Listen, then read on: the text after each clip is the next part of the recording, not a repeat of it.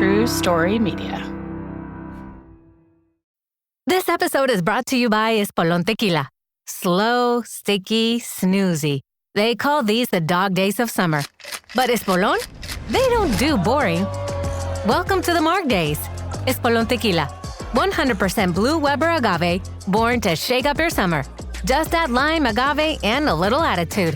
Visit espolontequila.com. Espolón Tequila, 40% alcohol, volume 80 proof. Copyright 2025 Campari America, New York, New York. Drink responsibly. Earlier this year, I brought you a story about a Montana oncologist named Dr. Thomas Weiner. And Dr. Weiner is accused of treating people for cancer who don't even have cancer. And he reportedly made a fortune doing this. I finished my series, but there was unfinished business. The state of Montana has repeatedly renewed Dr. Thomas Weiner's medical license despite the controversy. But now we have new developments on the case. So what I'm going to do is I'm going to play you the episodes, part 1 and part 2 of my series, License to Kill. And at the end of the episode, you'll hear a brand new interview with Dr. Randy Sasek, who's going to talk to us about what happened since this series first aired. All right, without further ado, here is License to Kill, part 1 and part 2. Stick around to the end to get updates on this case.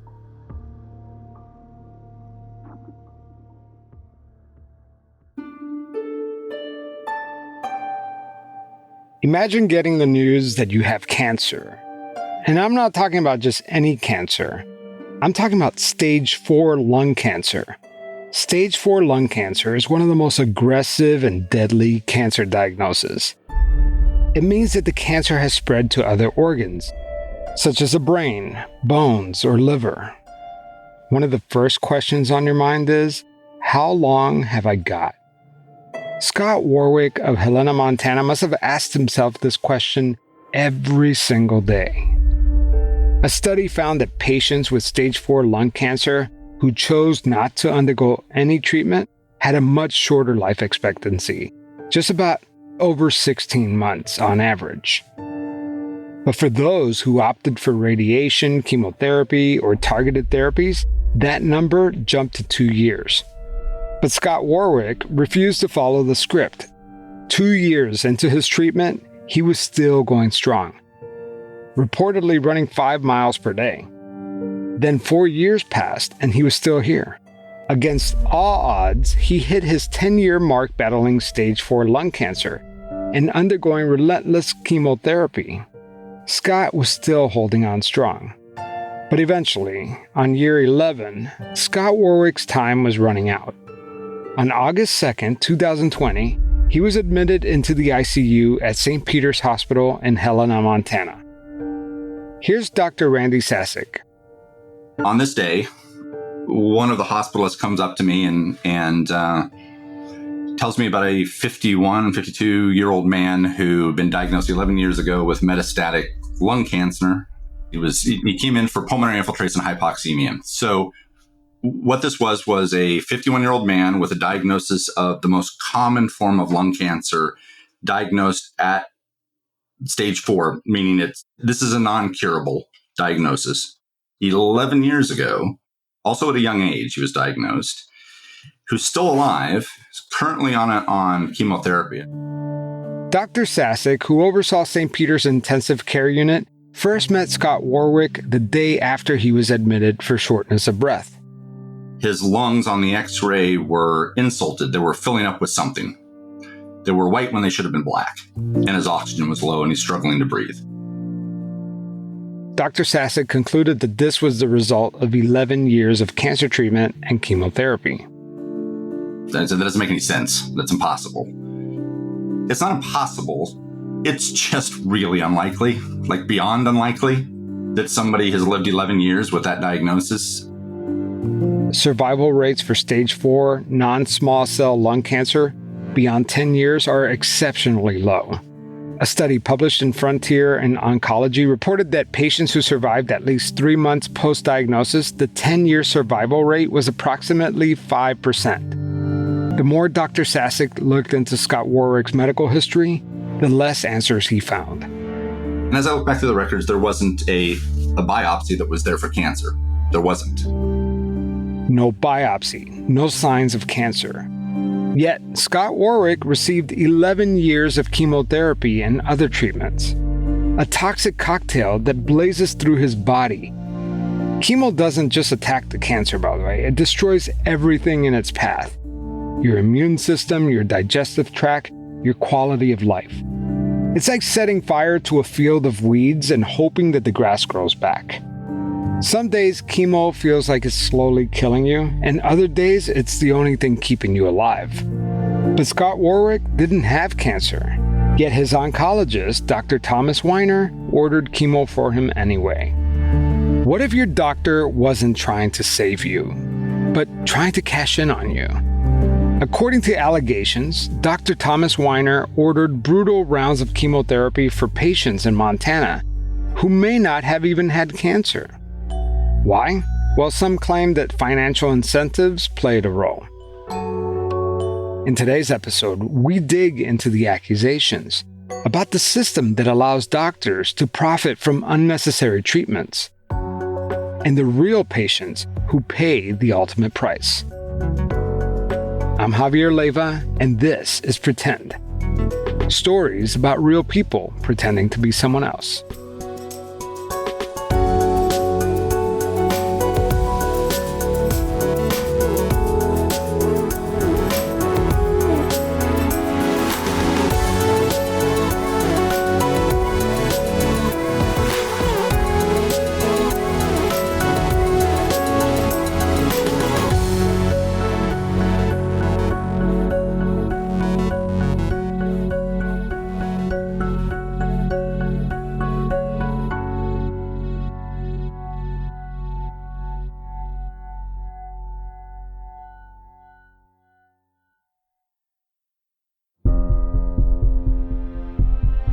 Tell me about your medical background. Like, what's your specialty?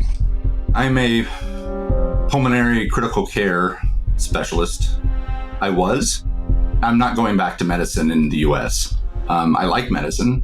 I enjoy medicine. I think I'm good at it in my specialty. After what I've seen and experienced even after this, I turned your short question into a long answer. Today, we're telling the story of the case that broke Dr. Randy Sasek. He took a stand against Dr. Weiner, questioning what he believed to be medical fraud. But speaking out came at a cost. Almost immediately, Dr. Sasek felt the pressure, pushback from his colleagues, a growing sense of fear. The moment he started asking questions, everything changed. Were there any, lab reports or any evidence of cancer? You don't treat cancer without a diagnosis of cancer, and that means the labs from pathology. Dr. Sasek searched, but in the previous 10 years, there was no biopsy proving that Scott Warwick had cancer. So then why was Dr. Weiner, Scott's oncologist, treating him with years of aggressive chemotherapy? Dr. Sasek kept digging through the records, searching for answers. Then he asked Scott Warwick to explain when he first got the diagnosis. So what Scott Warwick had was, and he told me he had a nodule kind of grow up, and he kind of pointed right here. Dr. Sasek points to the side of his neck. None of this looked like cancer, but he had an ear, nose, and throat physician biopsy it, and that came back with atypical cells. Atypical cells in a nodule that grows up can be all sorts of stuff. Usually it means the cells are dying because they're outpacing their blood supply.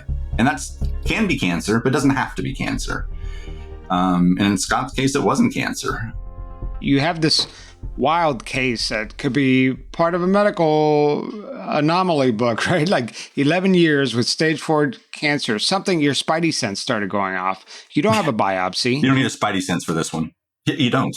It's that, I use the word egregious. It's that obvious that something horrible had happened here. I mean, I'm not even a doctor, and that just sounds... When I hear stage 4, I hear a clock ticking. Yes, yeah. And in fact, I still remember Scott's PET scan when I first looked at it first morning, when he first told me about it, because that's what the first thing I did. I was look through the pathology and look through the imaging to see if this made any sense. And it didn't. Cancers, a lot of cancers will light up. Other things, infections, other things will light up. Scott had it all over in his nasopharynx. lighting up, very bright. And what Weiner what Weiner was saying was this was all metastatic lung cancer. There was no obvious tumor. There was one nodule in his lung. It just doesn't look like lung cancer. And if it were, this man had months or weeks to live. And now you're kind of coming to this conclusion that something's terribly wrong. And I'm assuming that you're working with Scott and his wife and the family. And at any point, did you tell them about some of your concerns? I'd had to give patients in an outpatient setting when I'd taken over a case. I don't agree with your previous physician's diagnosis. I've navigated that before. Yeah. That's unpleasant. It's really unsettling to a patient, as you can imagine. To go to an expert and have them say that, your new expert who you barely know says that their previous doctor they knew is wrong. Now I knew I was going to have to do this to a man who was dying in an ICU with a diagnosis he's lived with for 11 years. It had taken his job. It had massively affected his family life. And it was all unnecessary. You've lived 11 years of your life thinking that you're dying. And now somebody's telling me that, well, you might be dying, but it's not because of the cancer. Even worse, I would say, you're dying unnecessarily for the treatment of a cancer that never existed. The nausea, the loss of your job, you're living day to day thinking that you've got months at any time it's going to come back. That was all an illusion. All of it. And did he believe you? No, he didn't. First thing he did was call his wife and tell his wife I'm an idiot, which is the most appropriate response. That's the only sane response that Scott Warwick could have had. But I remember telling him, when somebody's that sick and that short of breath, they all have the same kind of 1,000-yard stare. They're concentrating on breathing. But I remember the look of disbelief in his eyes. The room was dark, and I could tell he didn't believe me. But I wanted him to hang on.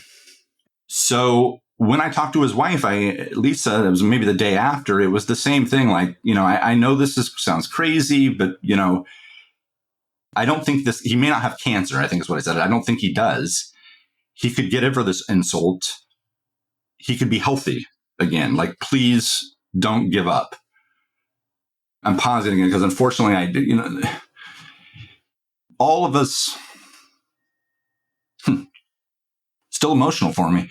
All of us have choices we've made if we're doing this right, for treatment, not to treat, that we'd like to have back. So here you have this Western-like duel between these two doctors. Dr. Sasek is convinced that Scott Warwick does not have cancer. And Dr. Weiner, the rock star oncologist, is sticking to his diagnosis. Eventually, Scott Warwick stopped his chemotherapy treatment. And Dr. Sasek encouraged Scott to get a lung biopsy and test to assess the damage from all that chemo. The correct approach is to make sure you don't have an infection first, and then to biopsy, to get a piece of the lung to see if that's consistent with damage from a chemotherapy agent, from gemcitabine. And that's what we did.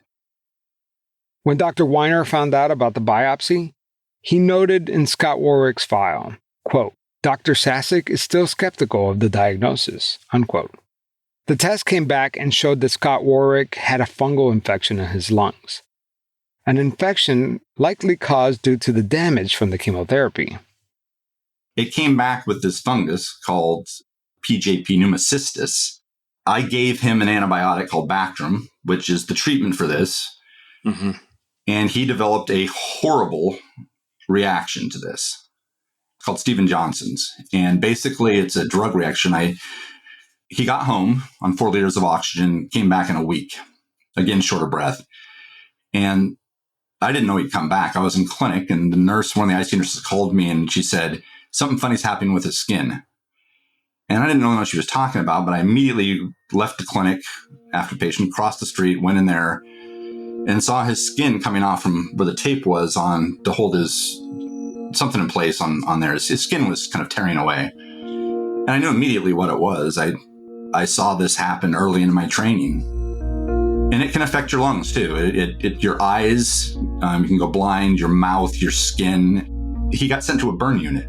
That's where you have to send these patients. I intubated him, I put him on a breathing machine, and we put him on a helicopter to the University of Utah because he didn't have a burn unit. And then he died 2 weeks later. It's finally cold outside, we're making holiday plans, and this is the time of year that I just need my wardrobe to work, to look sharp, to feel good, and something that I'll actually reach for in the closet. Lately, my go-to wardrobe is from Quince. Quince has what I need, like Mongolian cashmere sweaters for about $50. Who knew I needed that? But it's $50. You normally would drop $200 or more for the same type of sweater. And wool coats that hold up to daily wear and still look pretty sharp. For me, the most important thing is it needs to fit. And their denim fits right and it feels good. Same as the pants and the chinos. The outerwears are solid. The down jackets, the wool, the leather coats. I could go on and on. But all of this cozy stuff is going to keep you warm in the cold. So here's the model that I could get behind because Quince partners directly with trusted factories. They have high standards, real craftsmanship. Plus, they cut out the middleman and the markups. So you get premium quality about half the cost. And here's a quick personal note. The down jacket that I just picked up is getting me through this winter cold weather. It looks good, it keeps me warm, and it doesn't cost a fortune. As the holidays hit, that's the piece I keep reaching for. And yes, Quince has gifts covered beyond clothing too. They got home, bath, kitchen, and travel. So get your wardrobe sorted and your gift list handled with Quince. Don't wait. Go to quince.com/pretendpod for free shipping on your order and a 365-day return. Now available in Canada too. That's QUINCE.com/pretendpod. Free shipping and 365-day returns. Quince.com/pretendpod.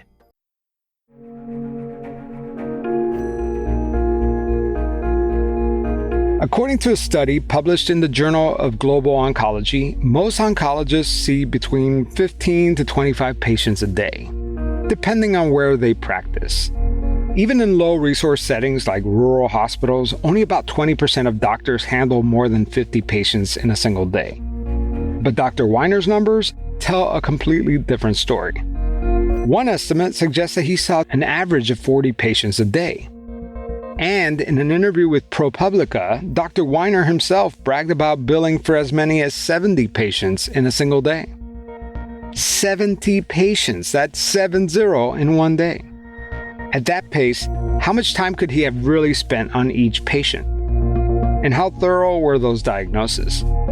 Scott Warwick was just one of thousands of patients treated by Dr. Thomas Weiner. And I'll say it here, honestly, I think the intent was to kill Scott Warwick. I do. Is this man that incompetent and dumb? Or is there something malicious going on? And it's an impossible choice to make between those two. I can't think of a third option. There isn't one, and the hospital's in the same boat. Are you that incompetent or are you complicit? There really isn't another choice here. How did this flurry of treatment get past the hospital administrators? How did this fly under the radar of insurance companies?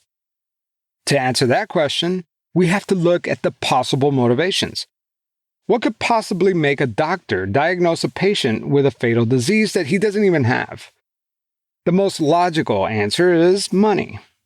In the U.S. healthcare systems, doctors and hospitals are financially rewarded based on the volume, not necessarily the patient's outcome.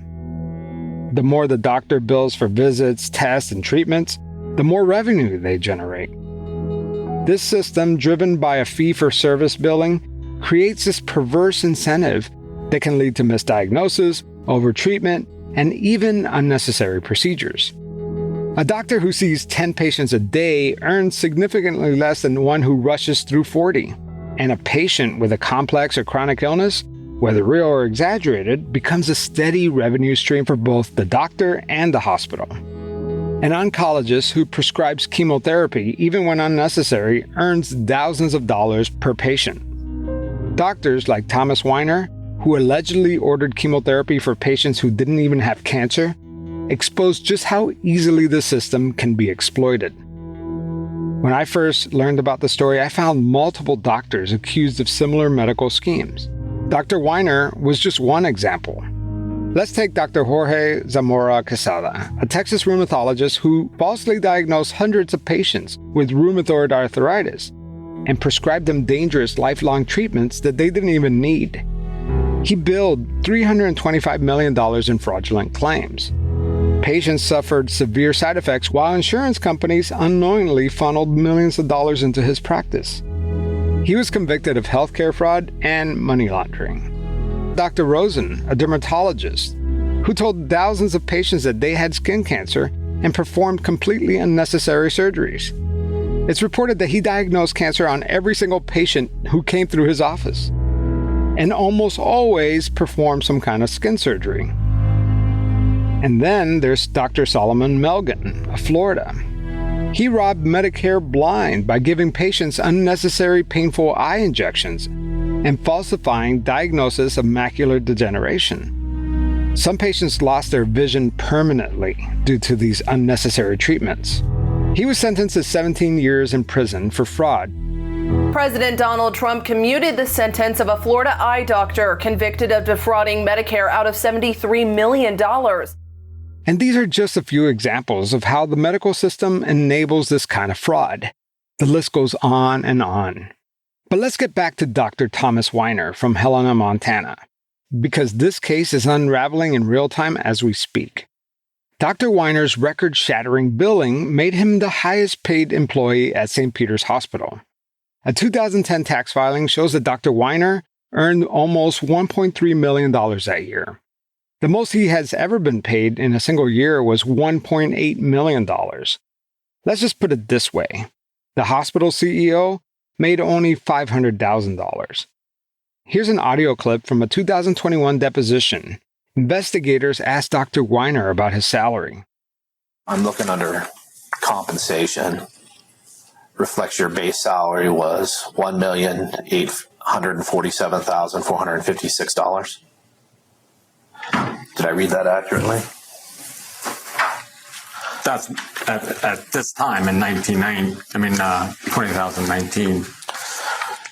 Was that the highest base salary you had in your time at St. Peter's Health? I don't remember. What was your base salary then at the time of your departure? I think it was 1.5, somewhere around that. I don't know the exact, but roughly.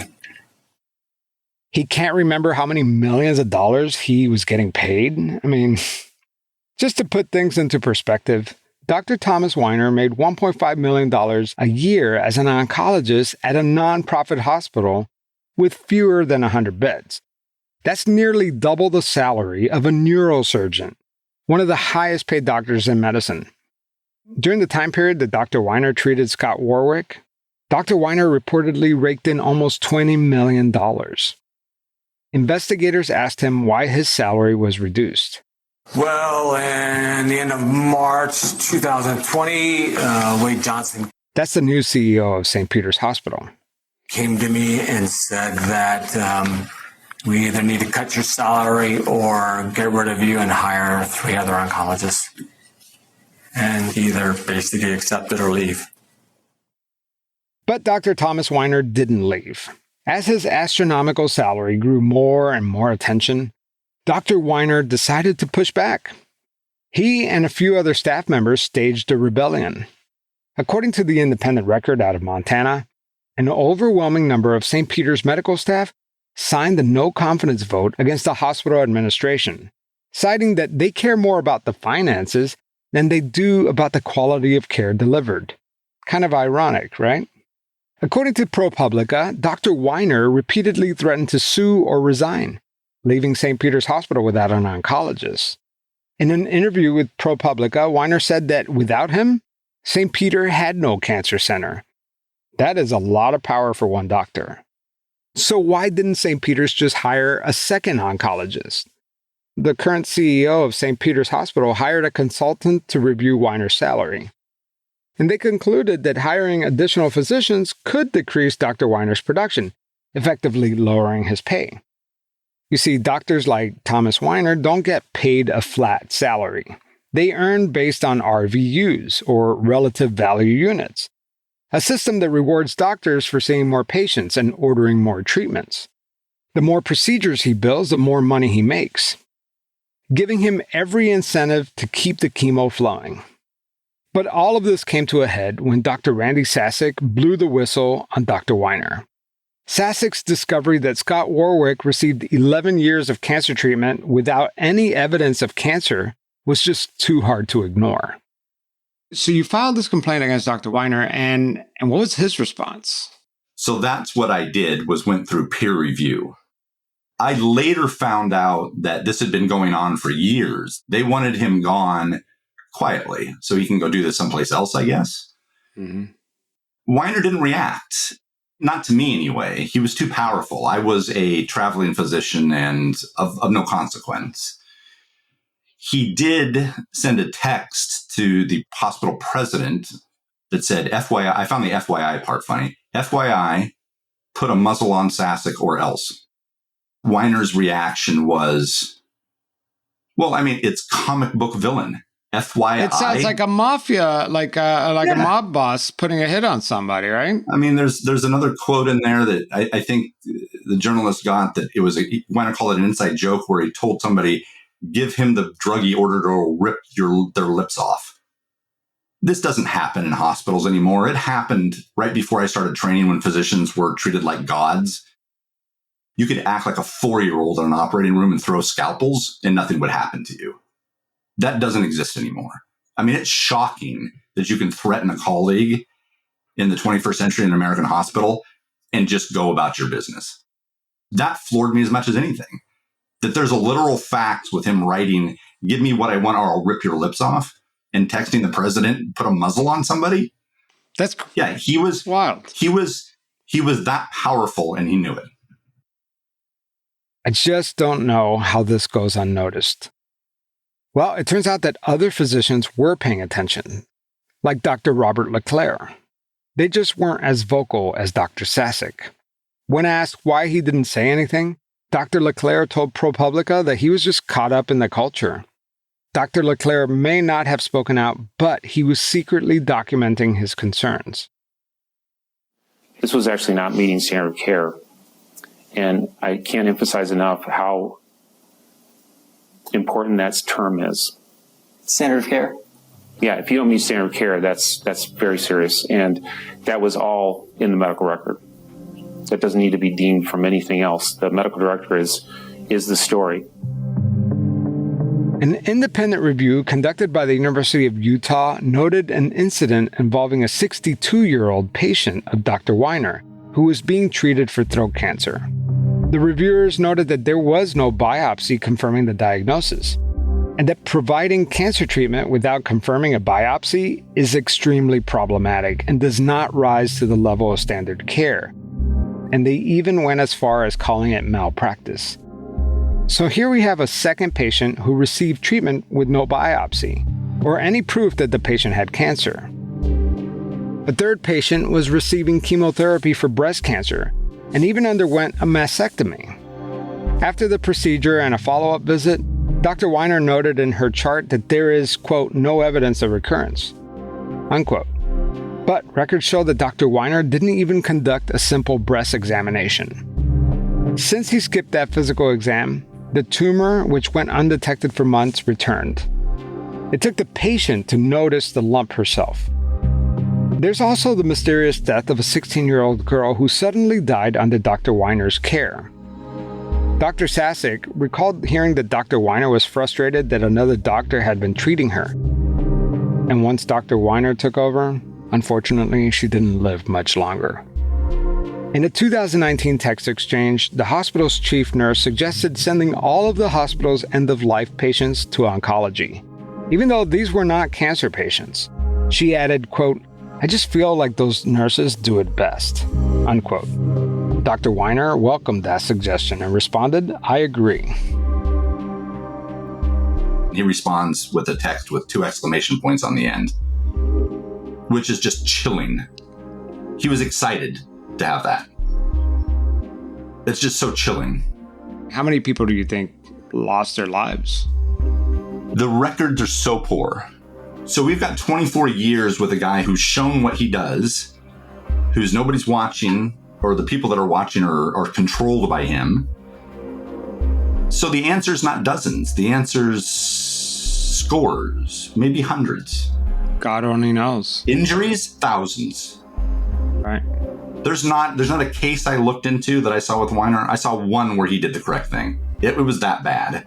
And it was a blind squirrel getting a nut. He's that bad. Weiner decided to end these people's lives. And in some cases, we know he was changing code statuses without them knowing about it or being involved in the discussion, which is just that the hospital knew he was doing this and didn't remove him immediately is unconscionable. Under immense pressure and scrutiny, St. Peter's Hospital suspended Dr. Weiner. The news of his departure caused quite a reaction, but not the kind of reaction that you would expect. Here we are, standing for Dr. Weiner. Go Team Weiner. Go Team Weiner. Whoop whoop. Dozens of supporters lined the streets waving posters in support for the fallen oncologist. One sign read, "Dr. Weiner saved my life." Justice for Dr. Weiner. There's one doctor, Dr. Tom Weiner, who needs our support. His patients in this community have supported him, but what he has done for our community is outstanding. I'm really, really upset. I'm going to cry because Dr. Weiner saved my life and was an amazing, amazing man for me and my family. He's an amazing physician and a very amazing caretaker.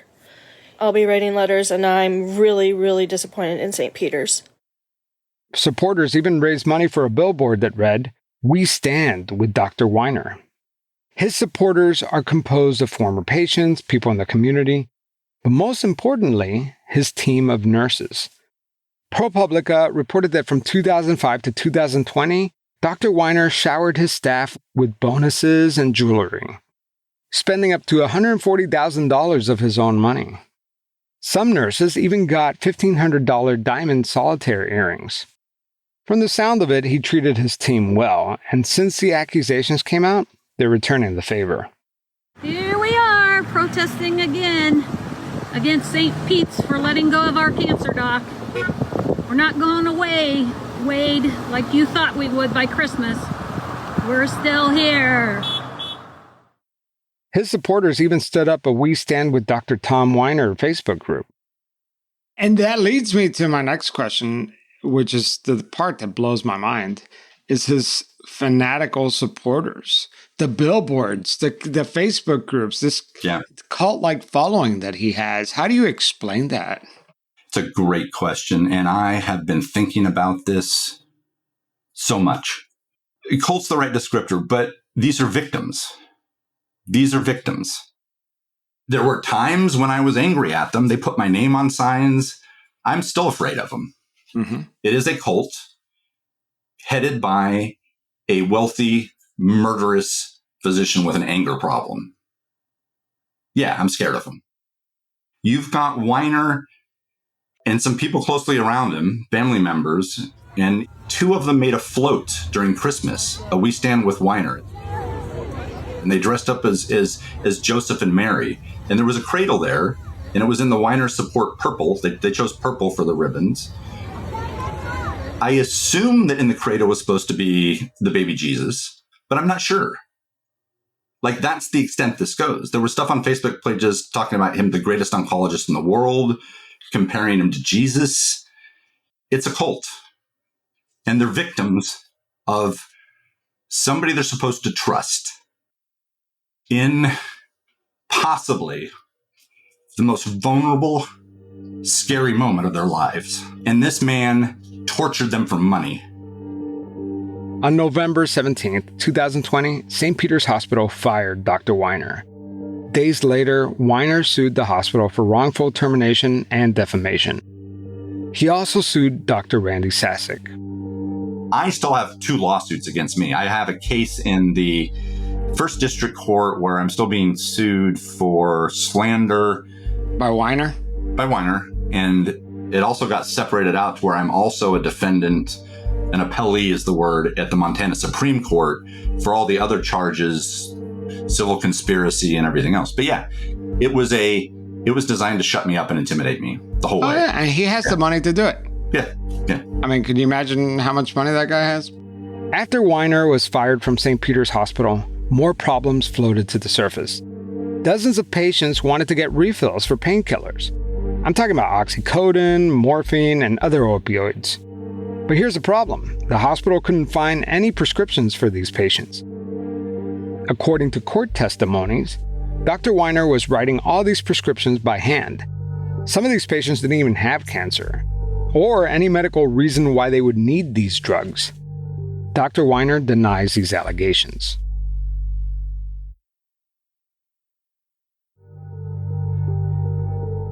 Sharon Dibble was 75 years old, battling kidney failure and chronic obstructive pulmonary disease, two conditions that already make breathing difficult. But on March 6, 2018, for reasons unclear to medical reviewers, Dr. Weiner doubled her extended-release morphine from 30 to 60 milligrams twice a day, on top of her oxycodone regimen. 4 days later, her daughter found her limp, blue in the face, and not breathing. Paramedics rushed her to St. Peter's, where she was placed on life support. But the damage was done. More than 2 weeks in the hospital, Sharon Dibble never woke up. For a woman with failing kidney and lung disease, that much morphine was a death sentence. To make matters worse, Dr. Weiner is also accused of changing patient code status without their permission. For example, if a patient elects to be intubated in order to keep breathing, Dr. Weiner would change their status to do not resuscitate or do not intubate according to court documents. All this without the patient's consent. They were pieces of meat where if there was enough written down, he'd give them chemotherapy. It was that bad. Yeah. And that's what happened to Scott. Over 11 years, the man was tortured, and then killed. I would never have known about this case if it wasn't for the incredible reporting by David McSwain at ProPublica. His article, Eat What You Kill, which I will link in the show notes, dives deep into the Dr. Weiner controversy. The title, Eat What You Kill, itself comes from a quote by Dr. Weiner, who describes how the more patients a doctor treats, the more money they make. In other words, eat what you kill. The article is titled very appropriately, right? Yeah, I mean, it's the comic book. Who says that to a reporter? You're treating cancer patients. Eat what you kill? What's wrong with you? I mean, something horrible's wrong with you, but... That is very telling of his worldview, right? Or the way he approaches medicine. Yeah, he's surrounded by people who would never question him. He set it up this way. And he doesn't know how monstrous what he's done and what he says. He doesn't see it. ProPublica deserves massive accolades for not only the story I'm involved with, but for that week of stories where they just laid it out. Right. We live in a broken healthcare system. Period. Yep. Full stop. Yep. In the age that we're in right now, where the media is being villainized and attacked, I mean, we need the ProPublicas. We can't let ProPublica be cowered down to some sort of lawsuit. And I think you're absolutely right. I think as we go forward, that a non-corporate media that gets its money, it doesn't have shareholders it has to answer to. It's decentralized, and it's full of a bunch of people who are investigative journalists. I think they're going to be the last thing standing out here for major media. This past August, St. Peter's Hospital reached a $10.8 million settlement with the U.S. Attorney for the District of Montana for submitting false claims for services performed by Dr. Weiner. And as of this recording, no criminal charges have been filed. When we come back from the break, we are going to play part 2 of License to Kill. Stick around to the end to get updates on this case. In this economy, let's not let big wireless and your overpriced phone bill suck the joy out of the holiday seasons. Because right now, all of Mint Mobile's unlimited plans are 50% off. You could get 3, 6, or 12 months of unlimited premium wireless for just $15 a month. They say it's their best deal of the year. Oh, and don't worry, you could bring your phone and your number over to Mint. There's no contracts, no nonsense. I recently started using Mint Mobile and I was super impressed by the signal that I get at my house. What a concept, right? For a long time, the only way I could make a call at home was with Wi-Fi. And now with Mint Mobile, I get a signal. Plus, it's a lot more affordable. So turn your expensive wireless present into a huge wireless savings future by switching to Mint. Shop Mint Unlimited plans at mintmobile.com/pretend. That's mintmobile.com/pretend. Limited time offer, upfront payments of $45 for 3 months, $90 for 6 months, or $180 for 12-month plans. Plan required, $15 a month equivalent. Taxes and fees extras. Initial plan term only. Greater than 35 gigabytes. May slow when network is busy. Capable device required. Availability, speed, and coverage varies. See mintmobile.com. Hello, I'm Diane Morgan. If you know who I am, you know who I am. If you don't, who cares? I'm here to explain Italian Time, a holiday phenomenon where Italians throw away their clocks and gather for eternity with San Pellegrino. I've been at this party so long that I've eaten 5 courses, hugged someone's grandma twice, and been offered a job in the family restaurant. So this holiday season, make sure to bring enough San Pellegrino to last you through the meal, the after meal, and the entire goodbye ritual. San Pellegrino, holiday on Italian Time. Hi, this is Patty Hester at Fitness for You. I'm coming. Patty Hester is a 70-year-old fitness instructor outside of Detroit, Michigan. Saturday mornings at 9 o'clock. I'm offering functional step, and I'm so excited. I'm in my mid-40s, and I try to eat right and work out a few times a week. But I would have a hard time keeping up with Patty. I fell in love with that. Remember the old school, step classes? I remember going to the gym and doing the old school ones and fighting for a spot. But this is totally different, and this takes it up a notch. And kick it up she does. Patty teaches hour-long fitness classes multiple times a week. Step, Zumba, full body, you name it. She's full of life. But back in 2010, Patty came to terms with dying. I had a few bouts of pneumonia. My internal medicine doctor said, maybe we need to see a hematologist. A blood doctor. So I said, yeah, okay, I'm willing to do that, of course, which was Farid Fatah. Dr. Farid Fatah. Does that name ring a bell? He's a doctor featured in Season 2 of the Dr. Death podcast. For over 9 years, Dr. Farid Fatah built a reputation as one of Michigan's top oncologists. His patients trusted him with their lives, believing that they were in the hands of a compassionate, skilled doctor. But that trust was built on a lie. Between 2005 and 2013, Fatah deliberately misdiagnosed more than 550 people. Honestly, some estimates are even higher than that, in the thousands maybe. Fatah told healthy patients that they had cancer, just so that he could profit off their fear. He subjected them to infusions, chemotherapy, radiation, and invasive treatments, keeping them sick and the money flowing. By the time he was caught, he had stolen over $34 million from Medicare and other private insurers. Not just robbing the system, but robbing his victims of their health, their dignity, and in some cases, their lives. At the time, Patty Hester had no clue. So I looked it up. Nothing. You saw no former cases of anything questionable, nothing at all. And so, I felt like I was doing my due diligence, researching anybody that I'm going to see. Patty wasn't worried about having cancer. She just wanted to rule it out. And by then I was feeling better. So I went in and saw him, and he was very soft-spoken. He, ordered lab draws. I'm well now. I'm not sick. I just did it as a follow-up since I did have these low lab counts. But he said, we'll see where they're at. She draws blood for the lab and leaves. Pretty routine stuff. He told me that my labs were abnormal and that I needed a bone marrow biopsy because it's showing like symptoms of, maybe leukemia. Patty Hester is sitting in Dr. Fatah's office, terrified. There was no time to process this. And now she has to do a bone marrow biopsy right then and there? He did the bone marrow biopsy. It was really painful. A week later, Dr. Fatah's office calls her back in for a follow-up. This time, Patty tells her husband to go with her to the appointment. They walk in and wait, and wait, and wait. After 2 hours, Dr. Fatah finally comes in.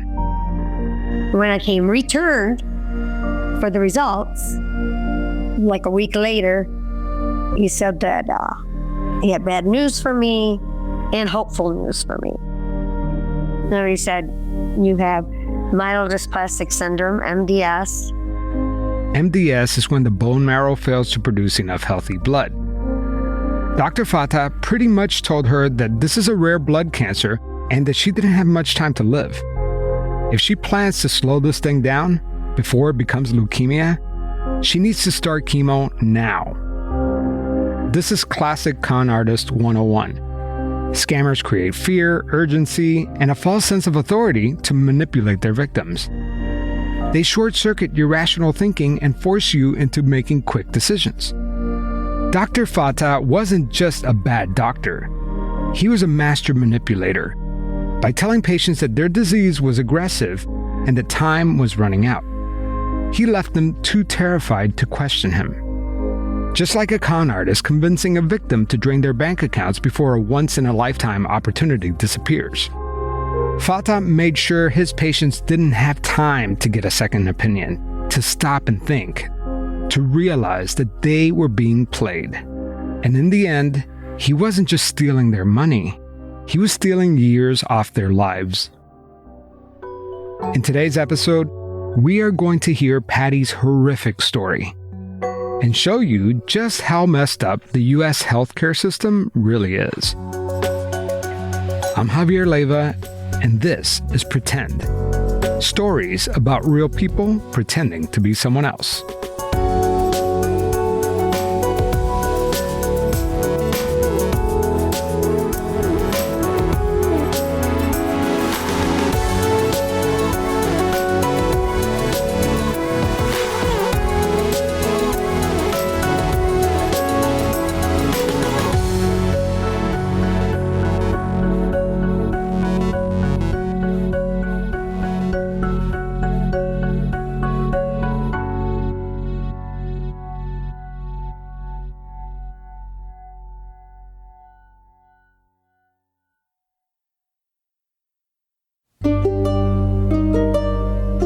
Patty Hester will never forget when Dr. Farid Fatah told her, if we don't address this, you can convert over to leukemia. Is this what you were expecting? Is this the news that you were expecting?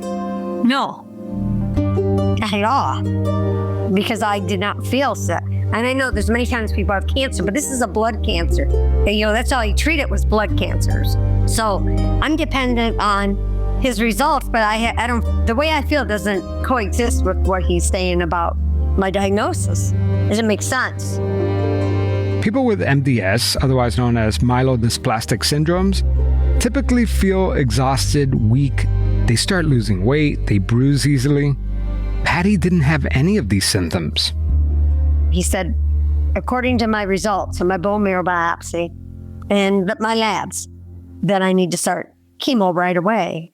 And my husband's looking at me and I'm like, no, I'm not going to do that. Just draw my blood today because I really, honestly, I do not feel sick. I mean, I'm not tired. I'm not fatigued. I'm not bruising easy. I'm not short of breath. My asthma's under control. So just draw my blood today, which they did. Oh, my lady, today is your lucky day. Your labs are good today. But we need to start you right away on iron, and then we're going to go into IVIG. But first, we're going to start with iron, but you will need to start doing chemo. But Patty knows her body. What this doctor is telling her just does not jive with how she feels. If she had cancer, she would know. Because by then I'm feeling really good. I haven't been sick. I'm working full time in the ER and teaching fitness classes on my days off. So she refused chemo. So this kind of took my husband back when we got in the car. He's like, I can't believe he's world renowned. He's telling you need to start chemo and you don't want to do it. I see the bone marrow biopsy, but it doesn't. My labs are good right now. So why would I make myself sick? First, really, that was my attitude. Why would I make myself sick when I walked in here feeling fine? And you know your body, right? Yeah, exactly. Did you ever think about getting a second opinion? Did that ever cross your mind? Well, here's the thing on that, because it's funny you'd say that. My niece is an internal medicine doctor. I work with doctors. That's what I did. I worked in the hospital. I worked in the ER. You get to know a lot of people and talk to a lot of people. Here's the thing. The paperwork said is what's the results of your bone marrow biopsy. So if I went to another doctor and said, I want another bone marrow biopsy, and I just had one, the fact is, though, no one's going to do another bone marrow biopsy on me and when I just had one. Because what they're going to look at is the results. No one's going to think that someone altered your results. Nobody. My niece said, looking at your results, they do kind of look suspicious. This doesn't look good. And I'm like, yeah, but I don't feel any of these things that I researched and talked to you about. I don't feel any of this. So I agreed to start treatment, but not chemo. He gave me a weird look, like, why wouldn't she do this? I gave things away. If you're talking materialistic thing, when I thought I was dying, I gave things away to people that I loved and cared about, or a friend who needed new skis. I gave her my skis. I'm like, well, I guess I'm going to be needing these. My chance of living is what? Yeah. So I went on for 3 years to be treated by him until the day of his arrest. That next week, I was due to come in again. On August 6, 2013, federal agents raided Farid Fattah's home and several of his medical offices. Federal agents spent most of the day here. They left just a short time ago with easily 100 boxes of evidence. FBI agents armed with red dollies rolled stacks of banker boxes out of the building. The U.S. attorney announced today Fattah is charged with healthcare fraud, including allegations his practice submitted $35 million in false Medicare claims. Some patients couldn't believe it. They truly refused to believe it. I don't believe a word of it. But Dr. Fattah gave poison to people who didn't even have cancer. And he gave poison to these people not to keep them alive, but to make money, because it was profitable for him to do that. I think it's terrible if he's given them therapy and they didn't have cancer. 85-year-old Pat Winowski is fighting cancer in her lungs and liver. She is shocked her doctor was arrested today. It's very upsetting because I really liked him. I trusted him. Are you going to get a second opinion now? Yes, I am. I can't understand. I've talked to many people, and they say, well, why are you still on Rituxan for the last 7 years? Why, because he told me at the beginning it would be a year of treatment and 2 years of maintenance. I twitch all the time. I shake. To me, this is almost like he was doing genocide. Charles Charter was diagnosed with pancreatic cancer in 2018. He really did have cancer. After his tumors were removed, Dr. Fattah put him on chemotherapy for 5 years. After he was arrested, I consulted a couple of other oncologists, and they said that the standard protocol should have been 6 months of chemotherapy and then clinical observation after that if there was no reoccurrence, which there wasn't. And instead, you received 5 years? I received 5 years, yes, of continuous chemotherapy. 5 years of chemo isn't just extremely rare. It's like a 5-year war on the body. And the damage doesn't stop when the infusions do. Fatigue that never fades, chemo brain that scrambles memory and focus, nerve damage that turns hands and feet numb for life. The heart, the lungs, the kidneys, all are at risk, weakened by years of the toxic drugs. Bones grow brittle, hormones crash. Some patients even develop new cancers caused by the very treatment meant to save them. Chemo doesn't just kill cancer, it changes you. And after 5 years, what's left might not feel like survival at all. I've developed a compromised bladder, compromised kidney, severe neuropathy in my hands, feet, and legs. It was all a lie. You know, it was deceit. I mean, to ask you how did that make you feel is like an understatement, because I can't even imagine. Because on one hand, your gut was right. You didn't have cancer. Right. You weren't sick. But at the same time, it's like you had to have been beyond betrayed. I mean. Oh, yeah, that's an understatement. It was like, I was so angry. I mean, I was so relieved that I was going to live and see my grandchildren grow. But I was so angry. And to see my son just fall apart like that was like, and my husband, you know, I destroyed him. It destroyed my family. It seemed like everyone who walked into his clinic was prey. No one was spared. One of the girls on the committee that I was on, she's a lawyer. She was a friend of his. He treated her exactly the same way he treated me. And she was young and she was pregnant. And that was a friend of his. Yeah. She was a young mom and she was pregnant. Wow. Monica Flagg, one of Fatah's newer patients, was referred to see him a year before his arrest. He told her she had cancer. He said we caught it early and that I would be on a lifetime maintenance dose of chemotherapy. So it wasn't going to be a real aggressive treatment. I was feeling fine. I continued to feel fine until I started some of my treatments with him. But then, as luck would have it, Monica tripped and fell down the stairs. When I broke my leg, I heard both of my bones crack. I knew that my leg had been broken in half. And that was probably what saved her life. Normally, Dr. Fatah would have overseen her care, but because he was on vacation when the accident happened, Monica was seen by another doctor in Fatah's practice.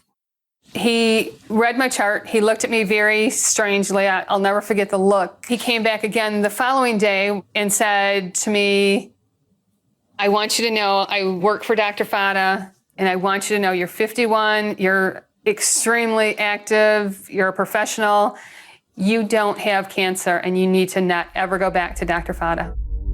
Faced with overwhelming evidence, Dr. Farid Fatah pleaded guilty to healthcare fraud, money laundering, and conspiracy, admitting that he knowingly subjected hundreds of patients to unnecessary chemotherapy just to enrich himself. In 2015, he was sentenced to 45 years in federal prison. Beyond his prison term, Fatah was ordered to forfeit $17.6 million in asset and $26.4 million in restitution to his victims. Investigators also uncovered a hidden cash reserve of $9 million stashed away in secret accounts. Additionally, in 2016, a civil settlement awarded $8 million to 43 of his former patients who had filed medical malpractice against Fatah and 3 Michigan hospitals. So what about the insurance companies?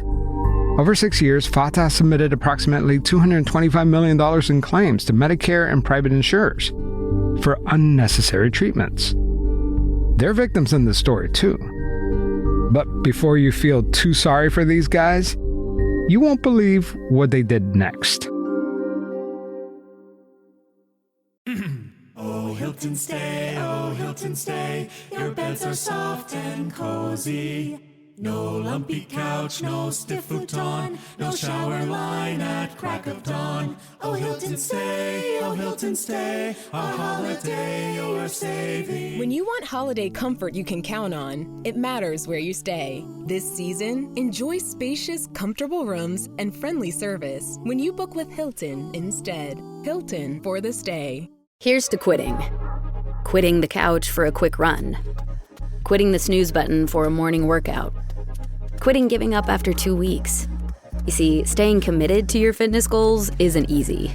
But with Apple Watch, you don't have to do it alone. Because Apple Watch gives you real-time motivation, plus advanced metrics that track all your workouts, so you can stick to your New Year's fitness resolutions. And once and for all, quit quitting with Apple Watch. iPhone 11 or later required. If you thought Dr. Fatah's victims had suffered enough, just wait. This ordeal didn't end with his conviction. It only got worse when their insurance companies came after them. These patients had already endured unnecessary chemotherapy, painful treatments, and years of trauma. But instead of finding relief, they were dragged into yet another battle, this time in court. After covering the costs of Dr. Fatah's fraudulent treatments, many insurance companies turned around and sued the very people he deceived, demanding their money back. I was being sued by my insurance company. So tell me how that... You were getting sued? Well, yeah, because they paid for treatment that was not necessary. They were victims. Oh, man. How is that your fault? But they consider themselves victim. So in federal court, they show up. You know, they want money. They want to be paid because he defrauded, all these insurance companies. This process is known as subrogation. Subrogation is a fancy way of saying insurance companies can step in and take money that they paid on your behalf. In this case, that meant going after Fatah's victims, demanding a cut of their settlement to cover the cost of the fraudulent treatments, as if they hadn't suffered enough. We were victimized once by the doctor now and now by the system, I guess, and the insurance companies. It's very overwhelming at times. At first glance, subrogation seems unfair, right? Victims already pay their insurance premiums, so why should the insurer take a portion of their settlement? The answer lies buried in the fine print of almost every health insurance policy. These clauses state that if the insurer pays for medical treatment and the patient later wins money related to those injuries, the insurer has the right to recover its cost. But for victims, especially those of medical fraud, like Dr. Fatah's patients, this means that after years of unnecessary suffering, the money meant to compensate them is clawed back by the very same system that was supposed to protect them. But wait a minute. This is the same healthcare system that routinely denies coverage for necessary treatments, forcing patients to jump through endless hoops just to get prior approval? Yeah, the same system that tells cancer patients that their chemotherapy isn't covered, or that a life-saving procedure is, quote, not medically necessary. So where were they when Dr. Fatah and Dr. Weiner and countless other doctors were carrying out one of the biggest medical frauds in history? Where was all that oversight when insurers happily reimbursed millions for toxic, unnecessary treatments? Doctors like Fatah and Weiner knew exactly how to game the system. They understood that big, complex surgeries and experimental treatments, the kind that patients actually fight to get, are heavily scrutinized by insurance companies. Those treatments often get denied, buried under endless prior authorizations and red tape. But chemo? Oh, well, that's a different story. Chemo has standard billing codes. It's routine. It's predictable. And most importantly, it slides right through the system with very little pushback. Insurance companies don't flag it the same way that they do expensive and cutting-edge procedures. And that's what made this the perfect scam. Fatah and Weiner didn't have to fabricate elaborate medical mysteries or convince insurers to approve risky new treatments. They just kept the chemo flowing, knowing that it would get paid without question. If that person at the desk had got my next treatment approved, you never left the office without having your next treatment already approved by the insurance company. So they willingly paid for treatment. Yeah, it just shows how broken the system is. And no, there's no accountability. There's no accountability. No one's ever told me what was injected into me or anyone else. There's no accountability that the insurance company readily approved lethal drugs without any hesitation. Here's Dr. Randy Sasek, who you heard from in part 1. There's a relatively simple way to short-circuit trust in human beings. And it seems infuriatingly simple, the path they use. But Dr. Mata and Dr. Weiner have a lot of similarities because they're exploiting the loopholes, which are gigantic in the American healthcare system. And it's lucrative. And there's crazy incentives to do this, which is nuts. And I mean, this story is relevant, semi-relevant to the anger that's being poured out to with insurance companies, you know. But you're absolutely right. The anger is palpable in the U.S. And from every direction. Every direction. Because the system is broken. It is obviously broken. Absolutely everywhere. But that's the thing. It's not even just cancer. I mean, it's just disgusting. And these are real doctors. And then, you know, I mean, we're not even...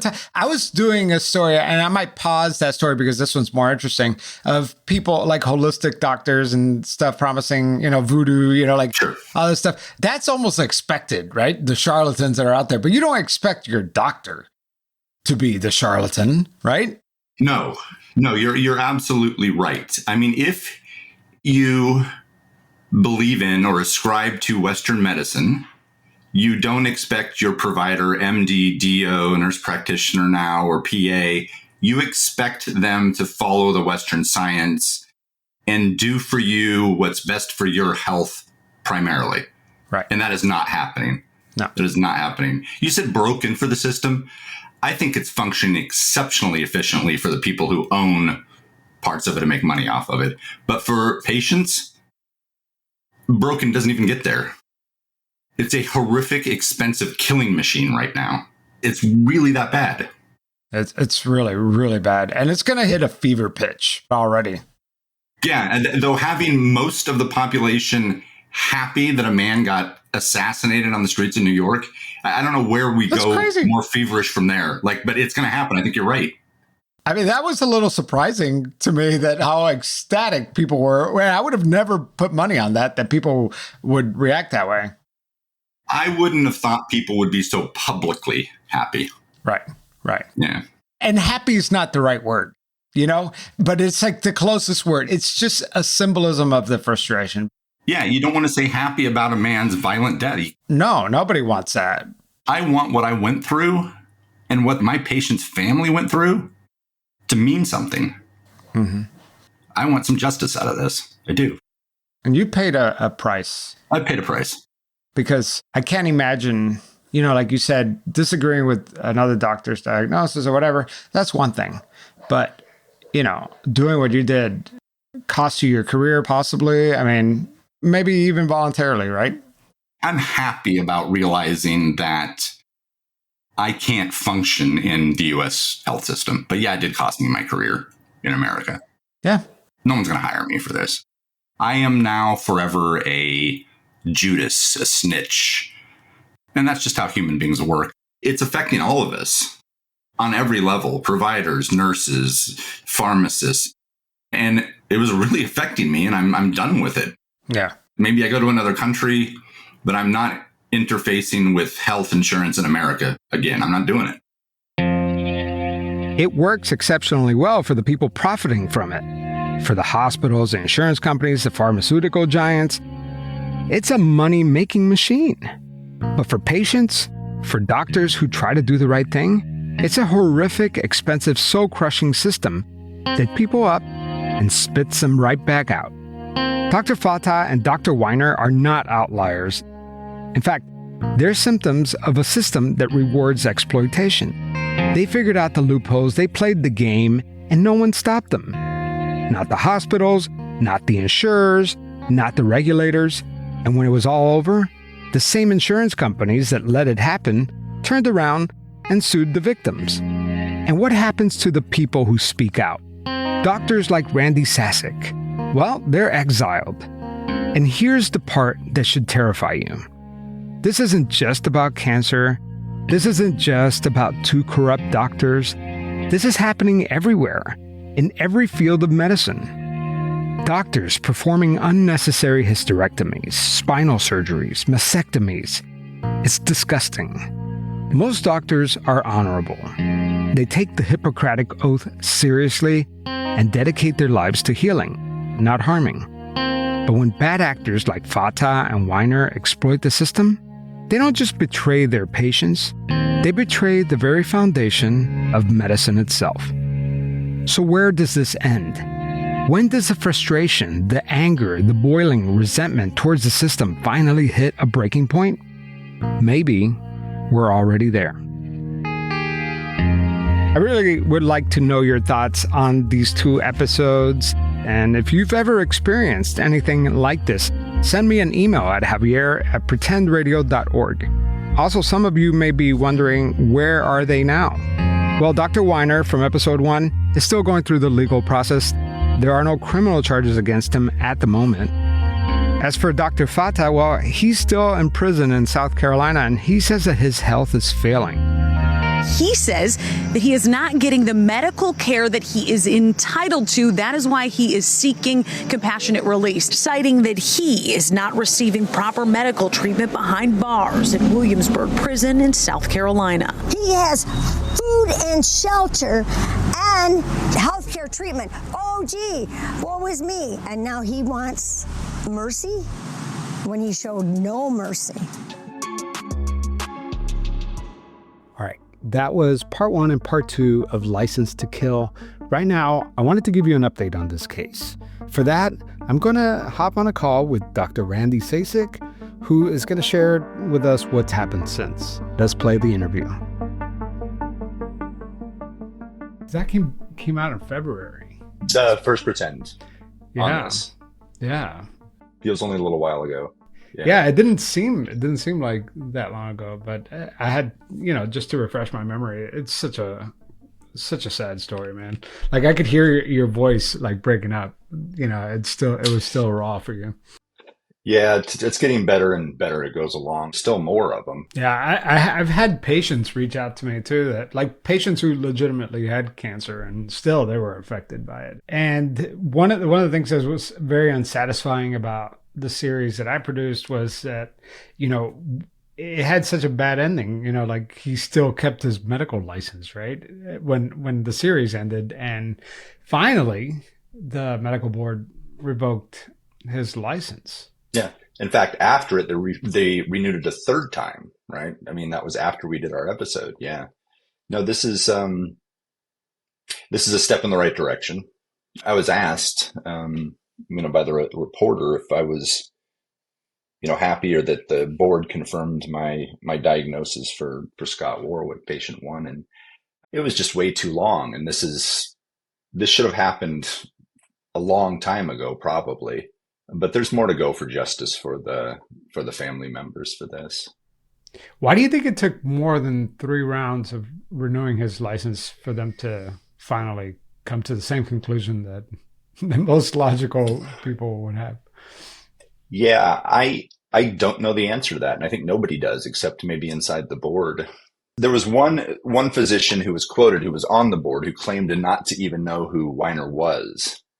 I find that really hard to believe. It just felt like nobody wanted to touch this or were told not to touch this. I don't know. I can't accuse anybody of anything, but 5 years with 100,000 documents, that was what reported that St. Peter's Health said they gave to the medical board. This had to have been put into a drawer somewhere and basically ignored.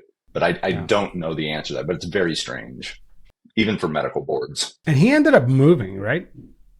I know they sold their house. I don't know anything else about his whereabouts or what.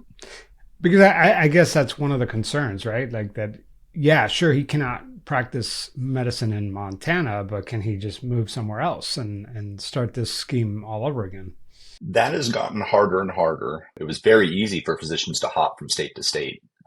This has become harder with a national reporting system, that if a physician is punished for something or has some action against their license or is fired for cause, this goes into that database that anybody can look up. And this makes it harder for people to jump from state to state.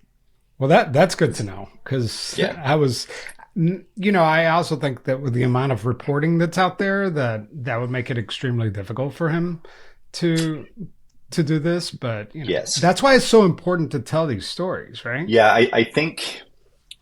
I hope that this pressure and anger that Americans are having over what they're paying for health and what they're getting for what they pay is building. And I hope that's a good that comes out of this story and other stories that you're covering, that people start to become aware that the not-for-profit healthcare systems in the United States, that 60% of our hospitals do not operate like not-for-profit. What other news came out with that maybe I'm not aware of? Well, I think the thing that's on my mind about this is that, back in August, Nadine Long's family, Nadine Long was the 16-year-old that was, frankly, in my opinion, murdered. Her name was Nadine Long, and she was 16 years old.